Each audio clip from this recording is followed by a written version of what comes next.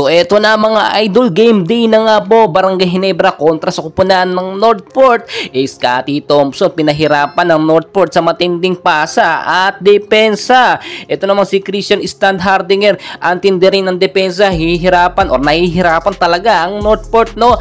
Jamie Malonzo 3-point shot naman na talagang nakakagulat at pasok na pasok. Ito naman si Tony Bishop, may mga ginagawang layup at tila ginagalingan. May 3-point shot din siya na talaga namang nakakagulat, no. So ito na nga po, no, laban na ng Ginebra kontra sa Northport. First 5 po ng game, pasok ang ating mga pambato. So narito ang first 5 ng Barangay Ginebra: Stanley Prinkel, Scotty Thompson, Christian Standhardinger, Tony Bishop at Jamie Malonzo. First quarter ng game, nakalamang agad ng 5.0 naman ang Barangay Ginebra at nakita nyo naman under 3 minutes, no, talagang dito nakahabol bigla ang kupunan nga po ng Barangay Ginebra sa score na 24 ng Northport 22. Ang Barangay Ginebra under 3 minutes yan, pero talagang nakita natin dito matindi ang depensa po ng Northport, nahihirapan or talagang pinahirapan nila ang Ginebra. So nagtapos ang first quarter, no, lamang ng 2 points ang Northport sa score na 24 ng Ginebra,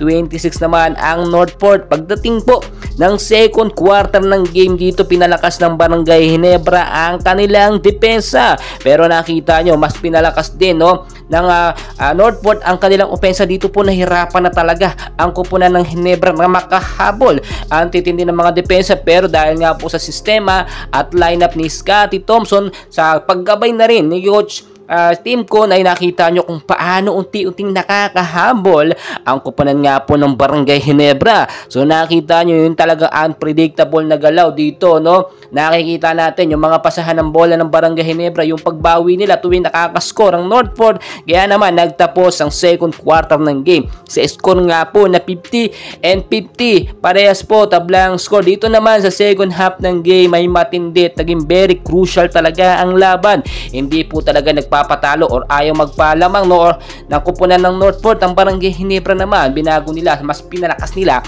ang kanilang depensa. Tulad na ating sinasabi dito po, no, may mga pang depensa ang Barangay Ginebra sa second half, which is naging effective naman. So far so good, maganda rin ang pinapakita nitong si Tony Bishop dito nga po sa second half. Talaga namang hindi natin inaasahan. So ang galing ng game, no. Congratulations po sa kupunan na nanalo at talagang napatunayan natin ang Barangay Ginebra kahit papaano ay nakakasabay kahit wala itong si Justin Noypi Brown. And please guys, don't forget naman to like and subscribe for more Barangay Ginebra updates.